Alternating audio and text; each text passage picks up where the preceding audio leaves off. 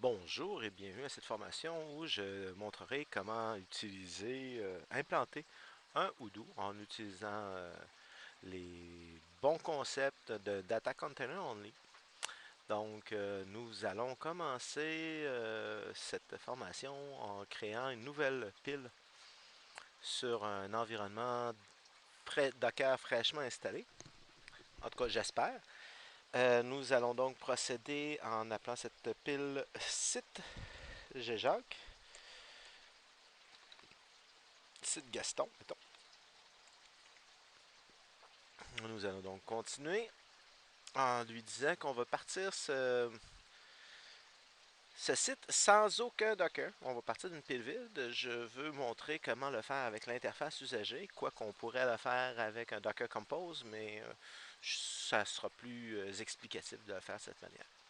Donc, la première chose qu'on a besoin pour rouler Odoo, c'est d'un serveur de base de données. Donc, on va ajouter un service. Comme on est dans du Docker, il faut penser à implanter une certaine persistance au niveau des données. Donc, on va ajouter, dans mon cas, je préfère utiliser ce qu'on appelle des data containers only. On va commencer par draper un peu le serveur de base de données. Chose très importante qui a déjà été mentionnée plusieurs fois, il faut se limiter actuellement avec la version 9.4 de Postgres. Sinon, les backups ne passeront pas. Coller. Et nous allons ensuite donner un petit aperçu ici, serveur de base de données Postgres. Ensuite, ce serveur-là n'a pas besoin d'avoir aucun port exposé. Et pour le reste, c'est une poutine assez standard. On va quand même rajouter quelques petites choses. Par exemple, ce serveur-là a besoin de connaître où il va rentrer ses données.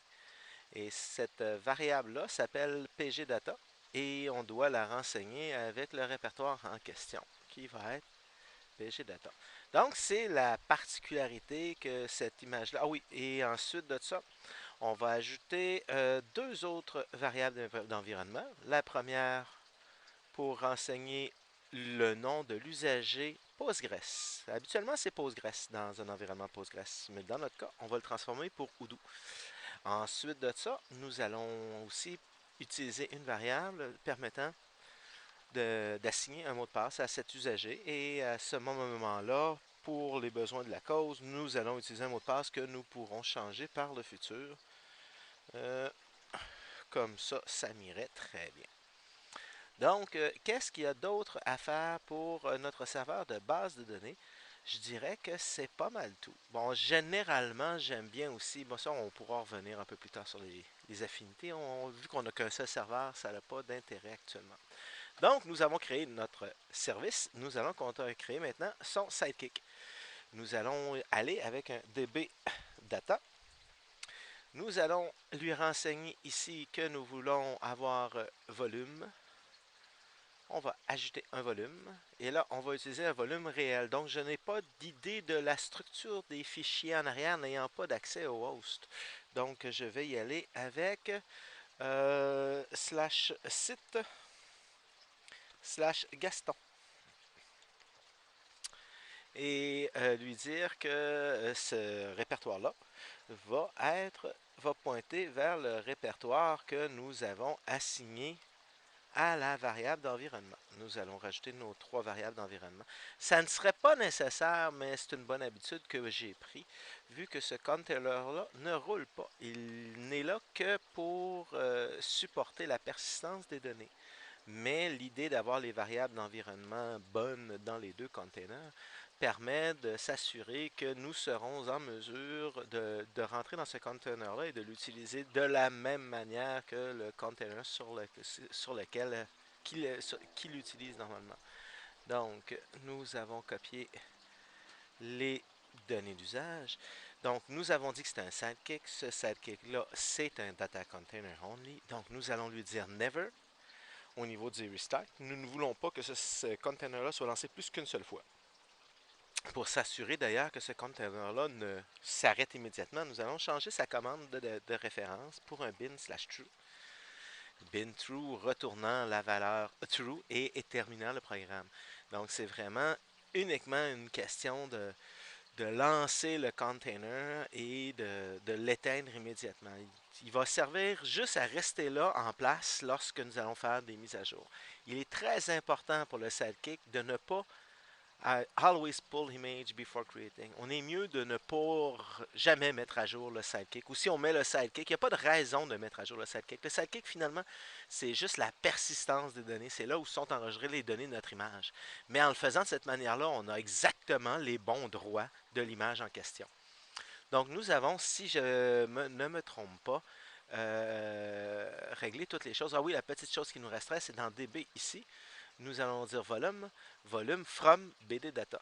Donc, nous avons défini notre volume dans le DB data et nous disons à DB d'utiliser DB data. Nous avons un DB data qui s'éteint immédiatement après être lancé et qui ne redémarre pas, alors que nous avons un DB qui se lance tout à fait normalement. Donc, nous allons lancer notre pile de base de données pour vérifier si il y a des erreurs ou si on peut poursuivre avec l'installation d'Udo que nous allons simplement ajouter comme étant un autre service. Évidemment, il nous marque que c'est OnLT puisque les services ne sont toujours pas installés. Mais je suis assez confiant de moi pour ouvrir une nouvelle fenêtre, un nouvel onglet et poursuivre avec l'installation du Udo. Donc, dans notre cas, nous allons appeler le Udo. Udo, nous allons lui dire que l'image que nous voulons, c'est la Udo. Il est de bon usage de toujours utiliser un numéro de version pour ne pas se faire avoir par une mise à jour où on s'attendrait par exemple à avoir la dernière version de la 9 et se ramasser avec la version 10 qui pourrait tout casser. Donc on va utiliser le tag 2.9.0 pour pouvoir y accéder. Ensuite de ça, nous allons utiliser un pare. Arbitrairement, pour cette démonstration, je vais utiliser le pare 8069-8069, vu que dans un environnement de production, normalement, il devrait y avoir un load balancer qui redirige en HTTPS, qui décrypte le HTTPS et qui redirige en HTTP vers ce port-là. Donc ça, c'est une première chose. La deuxième chose, nous allons rajouter un lien au service de base de données que nous avons créé. Donc, oups, c'est pas le bon, c'est site Gaston. Donc, nous allons utiliser et nous allons lui dire que l'alias à l'intérieur doit être connu comme DB. Donc, si on continue avec ça, on va rajouter notre persistance de données de l'autre côté. Donc, on va appeler notre nouveau container Udo Data et c'est lui qui va être en charge de supporter le Firestore en particulier. Et là, nous aurons certaines décisions à prendre à ce niveau-là. Mais juste d'avoir les data containers est suffisant pour assurer la persistance des données. Mais il est d'usage aussi de sortir des volumes pour faciliter la manipulation de certains fichiers, particulièrement celui qui nous permet de customiser le site. Comme nous sommes un sidekick, nous n'avons pas besoin de part puisque nous ne roulerons pas. Nous allons faire comme pour l'autre sidekick. Nous allons dire qu'on lance binthrough.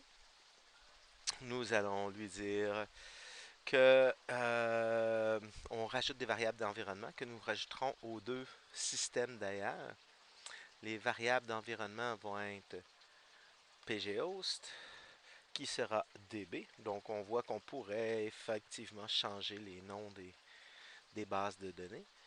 Nous allons utiliser pgpassword, y associer le même mot de passe que nous avons associé à l'utilisateur. Et nous allons ajouter un autre variable pguser et nous allons ajouter Odoo. Notre au dossier. Le pguser est assez important. Même si on le change, il ne changera pas partout à l'intérieur de Odoo. Donc, il y a des endroits où il y a des défauts dans Odoo. Des défauts où l'utilisateur de la base de données est nécessairement Odoo.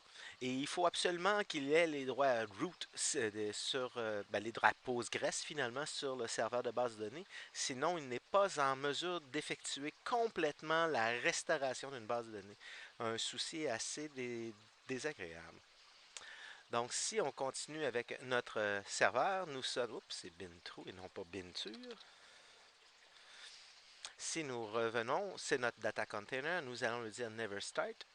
never restart, donc il va partir une fois et il va s'éteindre à la suite d'avoir exécuté la commande bin true qui retourne true. Et il va utiliser les variables d'environnement présentes. Si on s'en retourne sur Odoo, nous avons un Odoo qui va ouvrir sur le port 8069, se connecter à la base de données sous le nom DB et ensuite de ça va rouler tout à fait de manière standard. Nous allons rajouter nos variables d'environnement à ce container également, ou plutôt c'est vraiment là que les variables sont primordiales. Donc le PG host, le PG password, le PG user, la valeur du password, DB ou doudou. Et voilà. Ensuite de ça, il y a ce qui pourrait rester à sortir, ce sont les volumes. Je vais en sortir 2 sur 3. Le File Store, je ne le sortirai pas parce que le File Store, pour le sortir, il faut aller changer manuellement des droits sur le host parce que malheureusement, cette image-là roule en tant que Odoo et non pas en tant que root. Et lorsque Docker va créer les répertoires manquants, il va les créer en tant que root. Donc, le Odoo n'aura pas de droit d'écriture sur ce répertoire-là. Donc, ce qu'on va faire pour court-circuiter ça, c'est qu'on va simplement utiliser la partie data container du Odoo Data pour le Firestore, mais on va sortir 2 autres répertoires. Ces 2 autres répertoires-là, et là, c'est là que je vais retourner sur notre premier onglet. Vous voyez, notre base de données est bien partie. Pour un peu de consistance, nous allons reprendre ce que nous avions ici, copié. Nous allons utiliser ça pour nos volumes dans Odoo Data. Donc, nous allons créer un premier volume qui va s'appeler site Gaston. Oui, je vais aller changer. Oh, c'est pas bien ce que j'ai fait. Donc, site Gaston, on va l'appeler site Odoo. J'aurais dû l'appeler site PGSQL. Site Odoo. Et le premier variable, le premier répertoire qu'on va sortir, c'est le répertoire des fichiers de configuration. etc slash. Non, on va le laisser là. On va sortir uniquement le fichier monte extra add-on. Parce que, encore là, le répertoire ETC Odoo, si je le sors, le problème qu'on va avoir, c'est qu'il y a des parties du Database Manager auxquelles on n'aura pas les droits de modifier certains mots de passe qui sont dans un fichier dont on n'aura pas les droits d'accès. Donc, on va simplement sortir le extra add-on. Donc, slash mount slash extra add-on, qui est le répertoire dans lequel sera mis les thèmes particuliers ou les modules particuliers qui font la différence entre votre site et un autre. Donc, nous allons ensuite de ça retourner dans Odoo et nous allons lui dire utilise l'image, les data depuis l'image Odoo Data. Donc, est-ce qu'il manque quelque chose? Nous n'avons pas d'affinité à mettre en place vu que nous sommes sur un seul host. Nous avons les liens de base de données qui ont été créés. Nous utilisons la version Odoo. Nous devrions pouvoir lancer et vérifier et répondre simplement au message que Odoo, que Rancher pourrait nous retourner. Mais déjà, c'est de bons signes qui nous disent qu'on a 2 containers. C'est qu'il a reconnu l'écriture totale de notre fichier. Maintenant, par souci de prévoyance, je vous recommande à chaque étape, quand ça fonctionne, d'aller faire un view config ou un export config et de récupérer le fichier en question qui vous permettra de voir le déploiement complet de votre serveur. On aurait pu inclure directement des load balancers dans la configuration du Rancher. On aurait pu. Il y a beaucoup de choses qui auraient pu s'intégrer. Vous pouvez aller consulter le manuel sur le site de Rancher pour voir la puissance du combo Docker Compose Rancher Compose.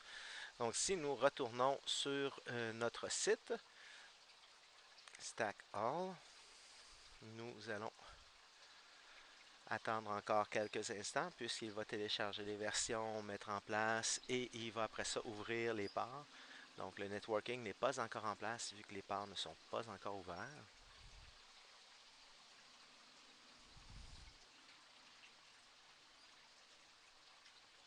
Mais on peut quand même analyser un peu le travail déjà fait en regardant notre view config comme je vous disais.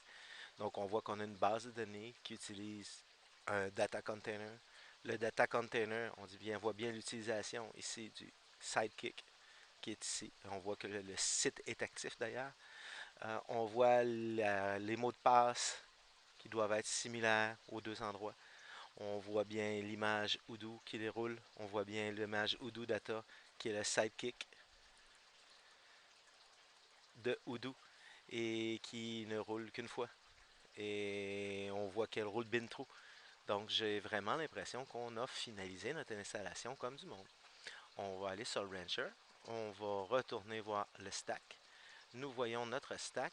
Site Gaston, nous l'explosons. Nous voyons le port ouvert 8069. Et maintenant, nous sommes à l'importation de la base de données.